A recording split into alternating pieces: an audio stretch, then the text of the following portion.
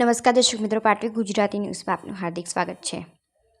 જંબુસર તાલુકામાં આવેલ PGP glass private limited ખાતે આજરોજ 76મા પ્રજાસત્તાક દિવસ નિમિત્તે ધામધૂમથી ધ્વજવંદન કાર્યક્રમ યોજાયો હતો, જેમાં એચઆર ડિપાર્ટમેન્ટના વડા શ્રી દિનેશભાઈ લોહાણા, આનંદભાઈ પરમાર, વિશાલભાઈ ચૌહાણ, જિગ્નેશ સોલંકી, પ્રશાંત સિંહ, શિવમ, ચેતન પટેલ, જયેશભાઈ અંકલેશ્વરિયા, યુનિયનના અધિકારીઓ શ્રી તથા અતિથિ વિશેષ તરીકે ઉપસ્થિત રહેનાર શ્રી ભરત પારેખના વરદ હસ્તે ધ્વજવંદન કરવામાં આવ્યું।